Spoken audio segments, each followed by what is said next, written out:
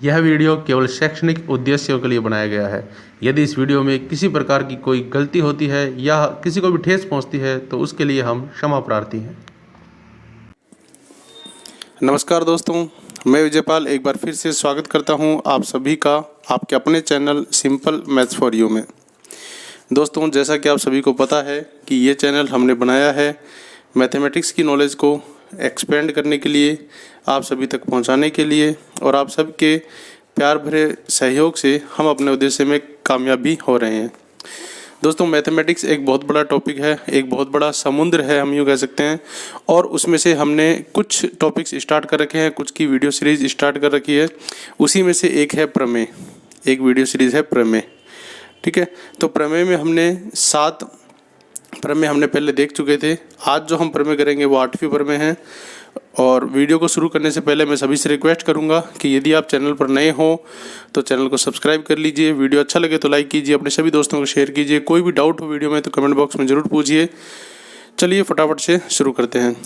एक और रिक्वेस्ट मैं आपसे करना चाहूँगा कि वीडियो को बिल्कुल फुल आवाज़ में देखिए, बिल्कुल लास्ट तक देखिए, आपको ज़रूर समझ में आएगा। बड़ी से बड़ी स्क्रीन पे देखिए, जितनी बड़ी स्क्रीन में आप देख सकते हो, टीवी में भर के देख सकते हो, लैपटॉप में, मोबाइल में, जिसमें भी आप इजीली देख सकते हो आप उसमें देखिए, आपको ज़रूर समझ में आएगा। तो हमारी आज की जो प्रमेय है, प्रमेय नंबर 8, वो हमें आपको यहाँ पे करनी है। ये जो प्रमेय का नंबर है 8, ये मैंने अपने चैनल पे जो प्रमेय कराई है उसी के अकॉर्डिंग दिया है। बाकी हर चैप्टर में, हर बुक्स में ये अलग अलग होगा, तो ये सिर्फ एक रैंडमली नंबर है। प्रमेय 8, प्रमेय के अंदर सबसे पहले क्या होता है? कथन, या जिसे हम इंग्लिश में बोलते हैं स्टेटमेंट। तो सबसे पहले हम आज की जो प्रमेय है उसका स्टेटमेंट देखते हैं, कथन देखते हैं। आज की प्रमेय हम लेते हैं चक्रीय चतुर्भुज के अभिमुख कोण संपूरक होते हैं। ये लेते हैं हम आज की प्रमेय। बहुत ही इम्पोर्टेंट प्रमेय है, बहुत ही खास प्रमेय है, थोड़ी सी कठिन भी है, लेकिन आप इसको ध्यान से देखोगे तो आपको बिल्कुल इजीली समझ में आएगी। चक्रीय चतुर्भुज के अभिमुख कोण संपूरक होते हैं। तो सबसे पहले हमें इसमें कुछ बातें समझनी पड़ेंगी। चक्रीय चतुर्भुज क्या होता है? सबसे पहले तो हमें यह समझना पड़ेगा कि चक्रीय चतुर्भुज क्या होता है। तो सबसे पहले प्रमेय को कराने से पहले मैं आपको चक्रीय चतुर्भुज बता देता हूँ। शायद आपको पता होगा या नहीं पता होगा, देख लीजिए। चक्रीय चतुर्भुज को इंग्लिश में बोलते हैं साइक्लिक क्वाड्रिलेटरल। ठीक है, स्पेलिंग आप देख लेना क्वाड्रिलेटर की, साइक्लिक क्वाड्रिलेटरल। देखिए, साइक्लिक या चक्रीय का मतलब क्या होता है कि ये एक ऐसा चतुर्भुज है, ये एक ऐसा चतुर्भुज है जो वृत्त के अंदर आता है। जैसे सपोज यहाँ पर मैंने एक वृत्त बनाया, इस वृत्त के जो परिधि है उस परिधि पर 4 बिंदु लिए और चारों बिंदु को मिलाते हुए मैंने एक वृत्त खींच दिया, चतुर्भुज बना दिया। अब यहाँ पे आप ध्यान से देखो, जो ये ABCD चतुर्भुज है, इस ABCD चतुर्भुज के चारों जो शीर्ष हैं, चारों जो बिंदु हैं, वो एक वृत्त की परिधि पर स्थित है। तो इस प्रकार का जो चतुर्भुज है वो क्या कहलाएगा? चक्रीय चतुर्भुज कहलाएगा। ये आपको बात ध्यान रखनी है। हो सकता है ये बात आपको पहले पता हो तो बहुत बढ़िया, नहीं पता हो तो आज के बाद आपको ये बात पता लग गई। और अपने सभी साथियों को भी वीडियो को शेयर करके बात बताना कि चक्रीय चतुर्भुज क्या होता है। वह चतुर्भुज जिसके चारों वर्टेक्स, चारों शीर्ष वृत्त की परिधि पर स्थित हों, वो क्या कहलाता है? चक्रीय चतुर्भुज। ठीक है, अब यहाँ पर ये तो हो गया चक्रीय चतुर्भुज। इसके अभिमुख कोण, अभिमुख कोण क्या होते हैं? अभिमुख से आप समझ सकते हो आमने सामने के कोण। किसे कोण? आमने सामने के, जो एक दूसरे के अपोजिट है, एक दूसरे के आमने सामने है। जैसे ये एंगल और ये एंगल, तो ये दोनों कोण आपस में क्या है? आमने सामने, तो इनको हम क्या बोलेंगे? अभिमुख कोण। इसी प्रकार ये एंगल और ये एंगल, ये भी आपने से क्या है? आमने सामने, तो इन दोनों को भी हम क्या बोलेंगे? अभिमुख कोण। ठीक है, और संपूरक होते हैं। तो संपूरक क्या होता है? संपूरक मैंने आपको पहले बताया था, जब हमने कोण के बारे में वीडियो बनाया था हमारी पहले की वेब सीरीज में, उसमें मैंने आपको बताया था। यदि आपने वीडियो देखा हो तो आपको पता होगा, नहीं देखा तो कोई बात नहीं, अभी आप जाके देख सकते हो। संपूरक का मतलब होता है वे कोण युग्म, संपूरक कोण युग्म होते हैं, मतलब दो कोण होते हैं जिनका योग क्या होता है? 180 डिग्री होता है। जिनका योग क्या होता है? 180 डिग्री। यानी अगर कोई भी 2 कोण हैं, उन दोनों का योग अगर 180 डिग्री है तो उन्हें हम क्या कहते हैं? उन्हें हम संपूरक कोण कहते हैं। तो प्रमेय है चक्रीय चतुर्भुज के अभिमुख कोण संपूरक होते हैं, यानी चक्रीय चतुर्भुज इस टाइप का चतुर्भुज है, अभिमुख कोण मतलब उनके आमने सामने के कोण वो क्या होते हैं, संपूरक होते हैं, मतलब आमने सामने के कोणों का योग 180 डिग्री होता है। ये बात आपको सिद्ध करनी है। तो उम्मीद करूंगा कि ये तीनों टर्म्स जो मैंने बताई है वो आपको समझ में आ गई है। अब हम प्रमेय स्टार्ट कर सकते हैं। वापिस से बता देता हूँ, चक्रीय चतुर्भुज वह चतुर्भुज जिसके चारों शीर्ष वृत्त की परिधि पर स्थित हो, वह चक्रीय चतुर्भुज कहलाता है। अभिमुख कोण यानी आमने सामने के कोण, जो कोण एक दूसरे के अपोजिट हों, ये इसके सामने और ये इसके सामने, वो कोण कहलाते हैं अभिमुख कोण। और संपूरक होते हैं, मतलब उन दोनों का योग 180 डिग्री होता है। कोई भी दो कोण अगर संपूरक हैं तो इसका मतलब उनके जो दोनों का योग है वो कितना है, 180 डिग्री। ठीक है, अब चलते हैं प्रमेय की ओर। ये तो चक्रीय चतुर्भुज के बारे में था, अब चलते हैं हमारे प्रमेय की ओर। देखिए कथन जो है वो मैं लिख चुका हूँ, बार बार नहीं लिखूंगा। चक्रीय चतुर्भुज के अभिमुख कोण संपूरक होते हैं, ये हमारा है कथन। अब सबसे पहले पहला जो बिंदु है वो हम लिखते हैं दिया है, वो हम क्या लिखते हैं, दिया है, या इंग्लिश में इसको बोलते हैं गिवन। क्या दिया हुआ है वो आपको देखना है। तो सबसे पहले हम चित्र बनाते हैं। ये जो चित्र मैंने बनाया था, ये मैंने बनाया था चक्रीय चतुर्भुज की परिभाषा को समझाने के हिसाब से। यहाँ पर मैं प्रमेय के अकॉर्डिंग एक बार दोबारा बनाता हूँ, हालांकि कोई फर्क नहीं, वैसा ही बनेगा, लेकिन प्रमेय के अकॉर्डिंग मैं थोड़ा सा इसको खड़ा बनाऊंगा। ये हमने बनाया एक वृत्त, ये मैंने 4 भुजाएं बनाई और 4 इसके शीर्ष हैं। ये मैंने नाम दे दिया A, B, C और D। ये नाम आप कैसे भी दे सकते हो। ये जो बाहर का वृत्त है तो इसका केंद्र भी होगा, उसको मैंने O नाम दे दिया। ठीक है, तो आपको लिखा हुआ है चक्रीय चतुर्भुज, यानी ये एक चक्रीय चतुर्भुज आपको दिया हुआ है, नाम आपने कोई भी लिख लिया। इसके अभिमुख कोण मतलब आमने सामने के कोण क्या होते हैं, संपूरक। तो ये आपको दिया हुआ है कि एक ये चक्रीय चतुर्भुज है। तो यहाँ पर दिया है, हम लिखेंगे ABCD एक चक्रीय चतुर्भुज है, या इंग्लिश में लिखना चाहो तो ABCD is a cyclic quadrilateral, और O वृत्त का केंद्र है, क्योंकि जो वृत्त है तो उसका केंद्र भी होगा, तो O वृत्त का केंद्र है। O is the centre of circle. ठीक है, ये O वृत्त का केंद्र है, ये आपको दिया हुआ है। फिर नेक्स्ट जो पॉइंट होता है वो होता है टू प्रूव, यानी कि सिद्ध करना है। क्या सिद्ध करना है? अब देखो, जो अपन को सिद्ध करना है, आपको क्या सिद्ध करना है कि आमने सामने के कोण वो क्या होते हैं, संपूरक होते हैं। यानी कि जो एंगल ये है B और जो एंगल ये है D, इन दोनों का योग क्या होता है, 180 डिग्री। ये दोनों क्या होते हैं, संपूरक, क्योंकि आपको संपूरक प्रूफ करना है। संपूरक वो होते हैं जिनका योग 180 डिग्री होता है। तो B और D इन दोनों का योग आपको क्या प्रूफ करना है, 180 डिग्री प्रूफ करना है। तो सिद्ध करना है में हम लिख सकते हैं। अब देखो, इसको आप या तो B लिखो, ठीक है ना, या आप इसको पूरा ABC भी लिख सकते हो। कोण ABC, B बीच में आना चाहिए जिस पे कोण बन रहा है, और फिर आसपास की बजाय ABC, यानी कोण ABC प्लस कोण ये वाला ADC is equal to 180 degree. ये बात आपको सिद्ध करनी है। ठीक है, इसी तरह से ये दोनों भी आमने सामने प्रूफ करना है। तो A और C भी आपको क्या करना है, 180 डिग्री। तो यहाँ पर आप लिख सकते हो, इसको क्या लिखोगे, DAB प्लस कोण, इसको क्या लिखोगे, BCD is equal to 180 degree. यहाँ पर एक बात ध्यान रखना, जैसे कोण ये वाला है, इसको मैंने DAB लिख दिया, या मैं इसको BAD भी लिख सकता हूँ। जिस बिंदु पर कोण बन रहा है वो बीच में होना चाहिए। बाकी दोनों भुजाओं को इंगित करते हुए BAD भी लिख सकते हो, DAB भी लिख सकते हो।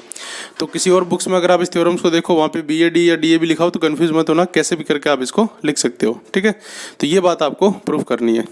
उसके बाद नेक्स्ट आता है रचना। नेक्स्ट स्टेप हमारा क्या आता है, रचना या कंस्ट्रक्शन।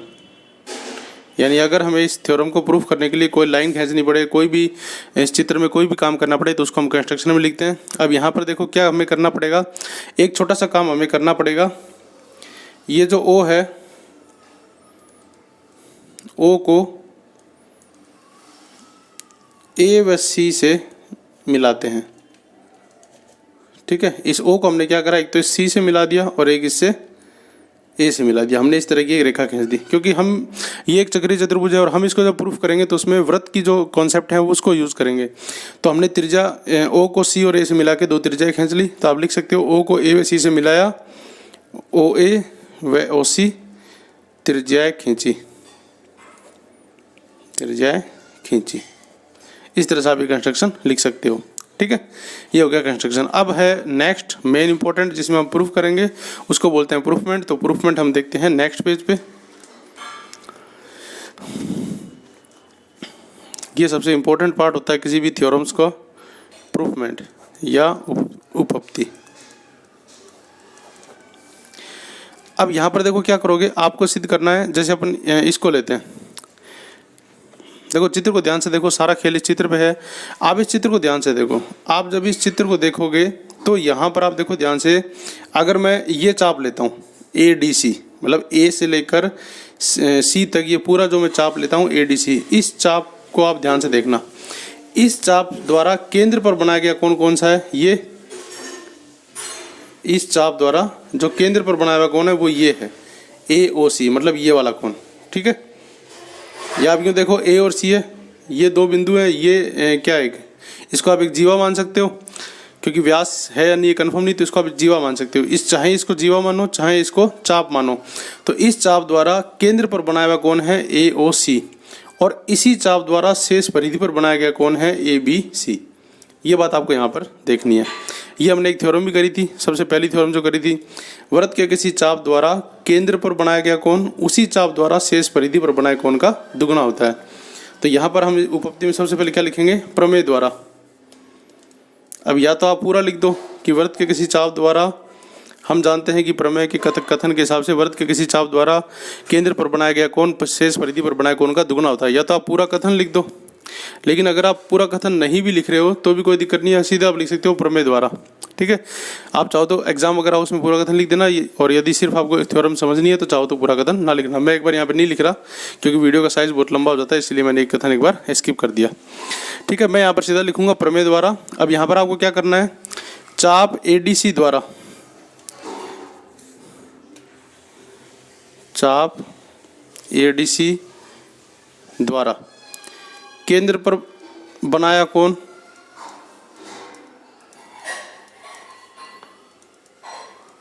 बताओ, केंद्र पर बनाया कोण कौन सा होगा? इस चाप द्वारा केंद्र पर बनाया गया कोण होगा AOC। क्या होगा? AOC। तो यहां पर मैंने लिख दिया बनाया कोण AOC। वह शेष परिधि पर बनाया हुआ कोण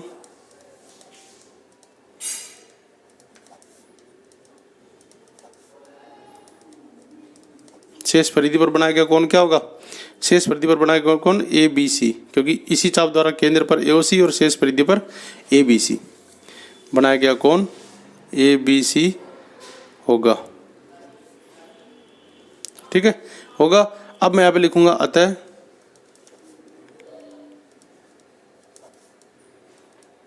प्रमेय द्वारा।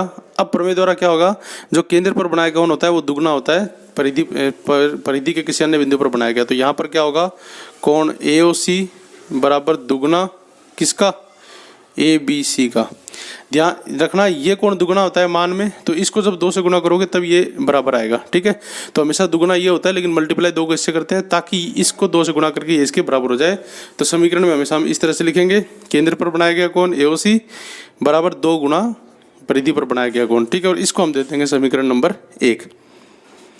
ठीक है, अब आप ध्यान से देखो, आपने ये चाप लिया तो केंद्र पर बनाया गया कोण ये और परिधि पर बनाया गया कोण ये।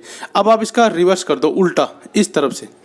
इस तरफ से देखो तो चाप ABC द्वारा, चाप ABC द्वारा जब देखोगे तो केंद्र पर बनाया गया कोण AOC, ये नीचे वाला AOC। इस बार इस तरफ से देखना, इस तरफ से देखोगे तो इस चाप द्वारा केंद्र पर बनाया गया कोण AOC और शेष परिधि पर बनाया गया कोण ADC। तो वही बात है, तो यहां पर मैं सीधे लिख रहा हूं इसी प्रकार चाप ABC द्वारा। पिछली बार आपने लिया था ADC, इस बार आपने लिया ABC द्वारा केंद्र पर बना कोण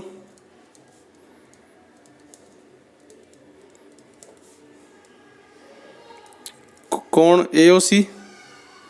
यहां पर देखो AOC की जगह मैं COA लिख लेता हूं एक बार, ताकि थोड़ा सा कंफ्यूजन ना रहे। AOC में, यहाँ पर AOC में, यहाँ पर मैं लिख देता हूँ COA। ठीक है, ये उस तरफ वाला कोण है, और वह शेष परिधि पर बना कोण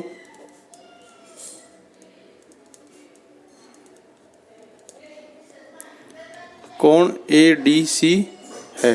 ये बात आप थोड़ी सी वापस देखना एक बार चित्र से। पिछली बार आपने ये लिया था, इस बार आप चाप ले रहे हो ये, तो चाप ABC द्वारा केंद्र पर बना कोण COA नाम दे दिया ये वाला, और शेष परिधि पर बना कोण ADC ये वाला, तो ये यहाँ पर लिख दिया। ठीक है, पिछली बार ऊपर देखा था तो ABC था, इस बार नीचे देखा तो ADC है। अतः प्रमेय द्वारा, अब यहाँ पर प्रमेय द्वारा क्या होगा, AOC ABC का दुगुना था, तो यहाँ पर इसको मैं COA लिख दिया। इस बार COA बराबर दुगुना होगा कोण ADC के। ये आ गई इक्वेशन नंबर 2। ठीक है, 2 इक्वेशन आ गई, एक बार इस चाप से एक बार इस चाप से। अब आप क्या करो, दोनों को जोड़ दो, तो इक्वेशन 1 प्लस इक्वेशन 2 आप इस तरह से लिख सकते हो, या आप हिंदी में कथन की तरह लिख सकते हो। समीकरण 1 व 2 को जोड़ने पर, ठीक है, कुछ भी आप लिख सकते हो।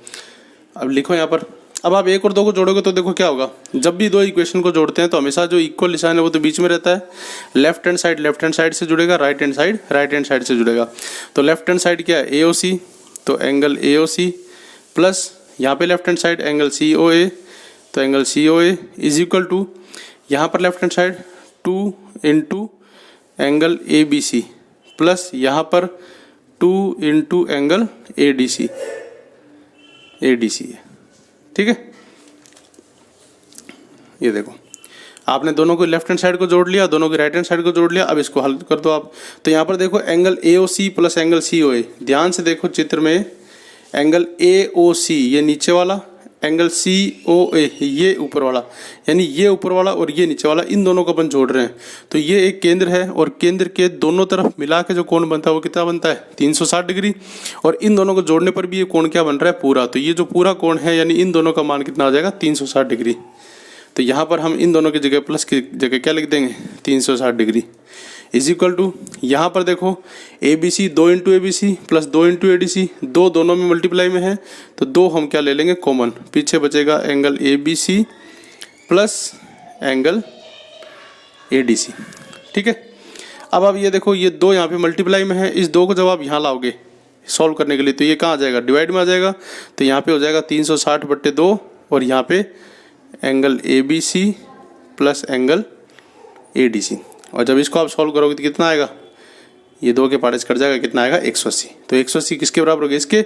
अब मैं इसको तो यहाँ लिख देता हूँ और इसको यहाँ लिख देता हूँ, तो angle ABC plus angle ADC is equal to 180 degree. और यही बात हमें क्या करनी थी, प्रूफ करनी थी। ये देखो जो हमने लिखा था ना, प्रूफ करना है, to prove angle ABC plus angle ADC is equal to 180 degree, ये आ गया angle ABC plus angle ADC is equal to 180 degree. यही बात अपनी प्रूव होगी। तो यहाँ पर मैंने लिख दिया HP, हैंस प्रूव्ड या इति सिद्धम। ठीक है, अब यहाँ पर आप ध्यान से देखो, एक बात और आपको यहाँ प्रूफ करनी थी, DAB और BCD। अभी तो हमने क्या किया है, ये और इन दोनों का योग 180 डिग्री किया है, आपको इन दोनों का योग भी 180 डिग्री प्रूफ करना है। तो जिस प्रकार हमने इन दोनों का किया है, अगर आप यहाँ पर इसको और इसको मिलाते, एक बार इस चाप से लेते तो ये केंद्र पर बना कोण, ये परिधि पर बना कोण, फिर एक बार इस चाप को लेते तो ये केंद्र पर बना कोण, ये परिधि पर बना कोण, यानी बिल्कुल इसी प्रकार के प्रोसेस से, सिर्फ चाप बदल के, चाप ये वाले बदल के, सेम इसी प्रकार के प्रोसेस से आप इसको भी प्रूव कर सकते हो। तो यहाँ पर आपको पूरा लिखने की आवश्यकता नहीं है, यहाँ पर आपको सिर्फ इतना ही लिखना है, इसी प्रकार लिख के आप सीधे लिख दो angle DAB plus angle BCD is equal to 180 degree. बस ये भी क्या हो गया, हैंस प्रूव्ड हो गया। जब 2 बातें हमेशा एक जैसी आपको प्रूफ करनी हो तो एक का प्रूफमेंट आप पूरा लिख दो और दूसरे से पहले आप लिख सकते हो इसी प्रकार ये पूरा करना जरूरी नहीं है। आप चाहो, आपके पास समय हो, टाइम हो, तो आप इसका शॉर्टकट लिख सकते हो। इसी प्रकार दूसरे चाप लेने पर हम प्रूफ कर सकते हैं कि ये थोड़ा सा बढ़ा के लिख दो, अदरवाइज आप डायरेक्ट भी लिखोगे तो आपको पूरे नंबर मिलेंगे। ठीक है, और यदि किसी सवाल में इस थ्योरम्स के रूप में कोई सवाल आए और सवाल में आपको ये प्रूफ ना करके सिर्फ ये प्रूफ करना हो, तो आप इसका प्रूफमेंट मत करो, डायरेक्ट आप इसका प्रूफमेंट कर दो। इसी प्रकार से जब आप थ्योरम प्रूफ करते हो तो थ्योरम में तो दोनों बातें आपको प्रूफ करनी पड़ेंगी, लेकिन यदि कोई क्वेश्चन आ गया इसके बेस पे जिसमें ये दोनों प्रूफ ना करवा के केवल नीचे वाली चीज़ प्रूफ कराइए, तो आप डायरेक्ट ही शुरू से वही लेके चलो कि हमें नीचे वाली प्रूफ करनी है, और इस पूरे मेथड से आप नीचे वाली को भी प्रूफ कर सकते हो। तो ये थी आज की थ्योरम्स। थोड़ी सी बड़ी भी है, थोड़ी सी कठिन भी है पहले वाली थ्योरम से, लेकिन इम्पोर्टेंट है। आप इस पूरे वीडियो को 1 बार 2 बार 3 बार देखिए, ज़रूर आपके समझ में आ जाएगी। और फिर भी यदि कोई डाउट हो तो आप कमेंट सेक्शन में ज़रूर पूछिए, मैं पूरी कोशिश करूंगा आपके डाउट को क्लियर करने की। तो आज के वीडियो में सिर्फ एक थ्योरम, नेक्स्ट वीडियो में हम अगली थ्योरम्स के साथ फिर मिलेंगे। और हमारी बाकी भी वीडियो सीरीज चल रही हैं, उनको भी आप देखते रहिए। हमारे चैनल के जितने भी पुराने वीडियोज़ हैं जो आपके नहीं देखे हुए, उनको भी आप रिपीट कर देखते रहिए, क्योंकि मैथमेटिक्स एक ऐसा सब्जेक्ट है जो आपके हर क्षेत्र में काम आएगा। कंपटीशन में भी काम आएगा, आप आगे कोई पढ़ाई करोगे उसमें भी काम आएगा, और कोई भी कंपटीशन एग्जाम दोगे उसमें भी ये काम आएगा। तो आज की वीडियो में इतना ही। कोई भी डाउट हो कमेंट बॉक्स में पूछिए। वीडियो अच्छा लगे तो लाइक कीजिए, सभी दोस्तों को शेयर कीजिए। चैनल पर नए हो तो सब्सक्राइब कर दीजिए।